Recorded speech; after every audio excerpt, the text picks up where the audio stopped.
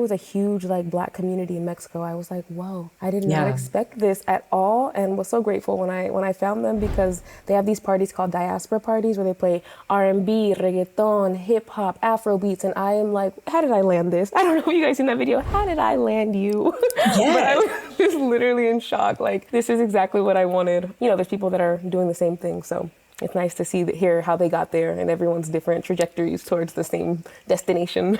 Exactly. And it all started with, for you, I guess it all started with maybe that advisor, or like you just finding it and being like, I'm curious, like maybe I should apply. So, I mean, that's really my last question to you is, if someone's listening to this and like we said, maybe they're just interested, or maybe they've always been wanting to do a program like this, but like no one in their family has, maybe they don't even have a passport. What would be your advice to them mindset wise to take that leap? The feeling that you have to want to do this is obviously not one that you want to ignore, because it's never going to go away, especially when you see other people doing it. You're always going to want to take part. So if it means after a long 9-to-5 workday, putting an hour and a half aside to looking into something, do it. If it means you have a test on Friday, a big exam, and you also know that this application deadline is coming up, give yourself some time to plan in advance to make it happen. That itch to travel doesn't go away. And even after living abroad, even after traveling and studying abroad in different countries, I still want to see more. So it's just like, if you're feeling like there's something that you want to do, look into it. Again, you can look into the Boren and the Fulbright, start there.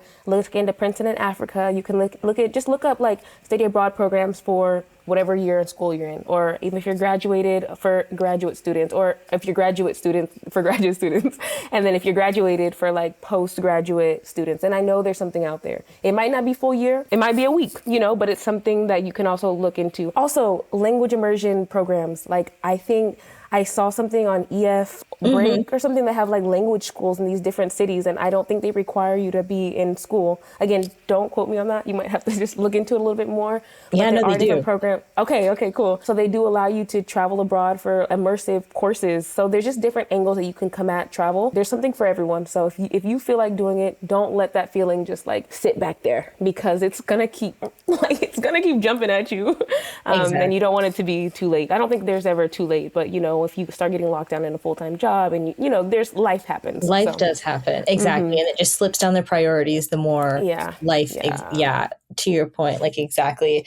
And ours was funded. Even if you don't do one that's funded, like the EF ones, maybe it is just like an investment, but it's an investment that compounds. And especially if you have that bug, like Kyla just said, and it doesn't go away, you'd rather have the pain of researching or that extra hour after work or whatever investment you have to make than the pain of regret later in life. When you're like, now I'm older and I have to, it's even more work. You thought you were tired before. It's even more work to try to make stuff happen later. This is the time to take those risks and make sure that the return on investment of those risks compounds through your whole life, rather than being 65 and being like, all right, getting my passport. Girl, I know. You're not going to leave the bed. I know. It's like, I shoulda, coulda, woulda. You don't want to live a life like that. And you have resources. You can feel free to reach out if you ever have questions about the process, or studying abroad, or living abroad, working abroad, any of that. So I'm happy to support anyone who has the vision.